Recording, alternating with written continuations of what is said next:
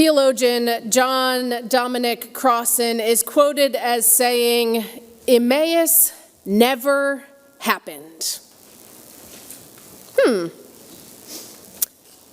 Emmaus never happened. The story Chris just read us. Well, I did a little digging about that. And it turns out that most Bible scholars are in agreement. And it's at what Crossan is getting at. No one knows where Emmaus was.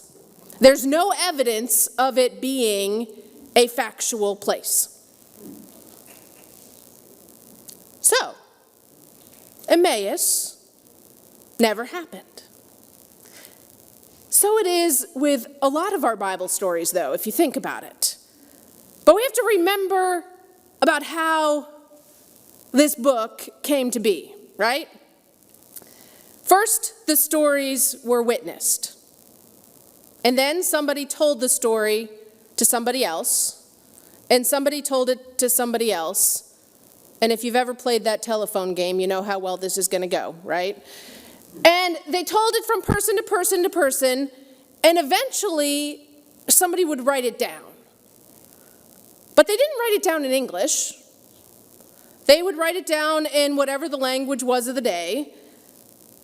And then they would take that piece of papyrus and somebody else would write it again and again and again until the day came hundreds of years after Jesus lived when the religious leaders sort of got together and decided which books would be included in what we call the Bible, and they disagreed and they fought each other and it was not pretty. But we get what we have. And after that, it continued to be handwritten. You ever tried to write something exactly as you see it and a really long something? It's going to go well, right?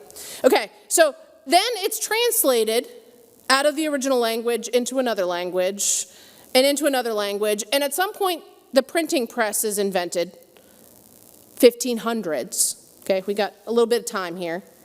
And eventually it's translated into English, sometimes from the original documents, sometimes not. Sometimes we lost the original documents because, things happen and you lose things.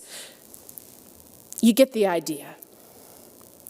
So the story on the road to Emmaus is one of the stories that our scholars actually question. Did it happen? Because Emmaus is not a place that they can cross-reference with other historical documents, which is what Bible scholars sort of geek out on doing, right? They check the other documents of the times and figure out where things are, and they can't do it. So as Crossan said, Emmaus never happened. But Crossan finishes this sentence with, Emmaus always happens. Emmaus always happens. This story has two barely known disciples meeting Jesus who they didn't recognize. We don't know how or why, but they didn't recognize him. And they chat for miles, according to the story. So, like I did with the kids, they talk and they walk and they're visiting and they tell the stories.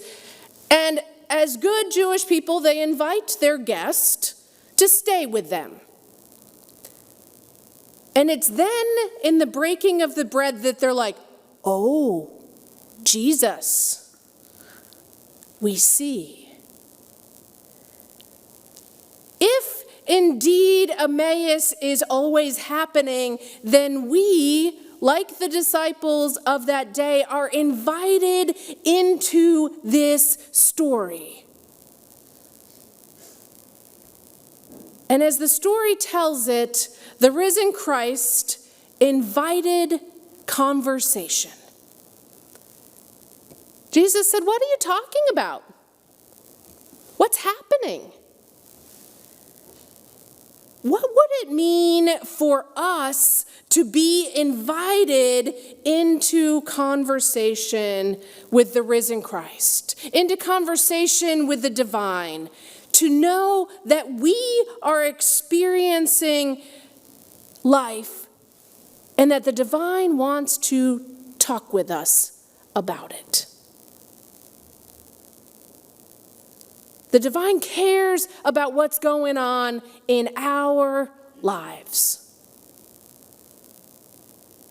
So friends, there is space for you and space for me exactly as we are, with the risen Christ, the divine, ready to listen.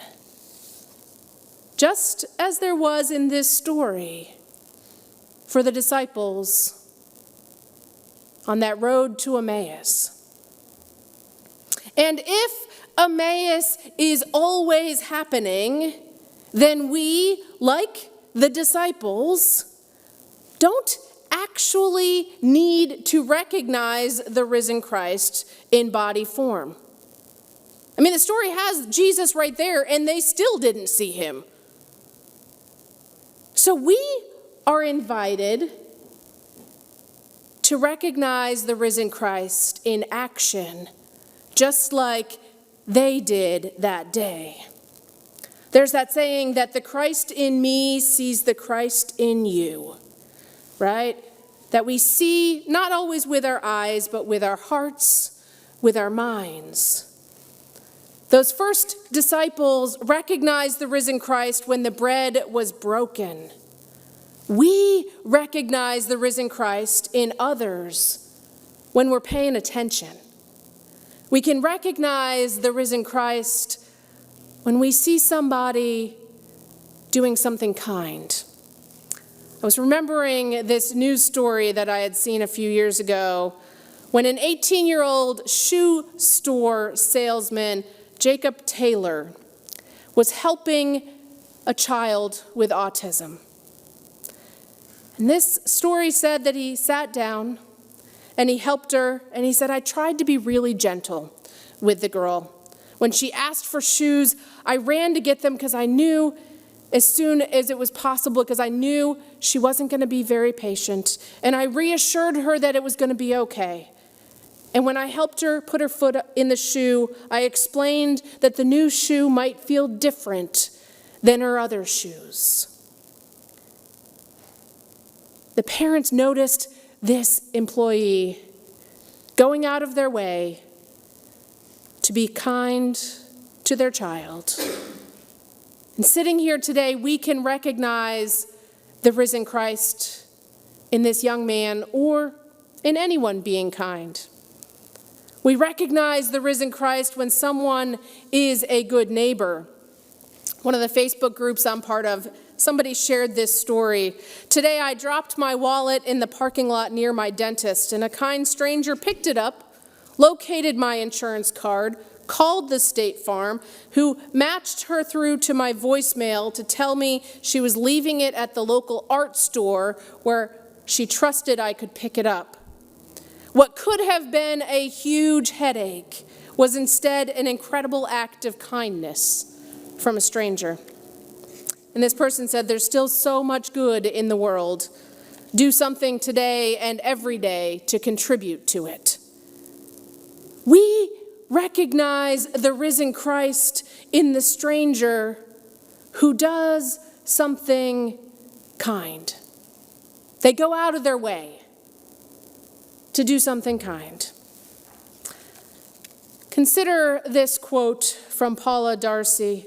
God comes to us disguised as our life. When we are on the lookout for the risen Christ, the divine in us and in others, we will recognize it. It's all around us in our everyday lives. And when we think about the story, the disciples on the Emmaus Road, they, at the end, are called to describe to the others what happened and how Jesus was made known to them. We too get to do that. So I think this is what Crossan is getting at when he says Emmaus always happens and Emmaus never happened. Because we can always recognize the risen Christ, the divine, in our midst. Not because we suddenly see walking around a figure that looks like the Bible that we used as kids, the Jesus figure, right? We're not depending on that type of sight, but rather the Christ in us, seeing the Christ in the other. Our sacred book and our sacred story is not sacred because everything happened exactly as it says it happened. It's sacred because the story reminds us that the divine is at work and gives us space to speak and to be ourselves. The story is sacred not because Emmaus is on a map, but because we are invited on that road. What matters is that this story reminds us to be aware of the risen Christ in us and within others. And not to forget the end of the story, though, that then we can tell others. We can tell others about what we've experienced. We can tell others about the walks we've taken and the Christ we have met along the way. So, if it never happened, that's okay. If it did happen, that's okay. Because we know from this story what we need to do.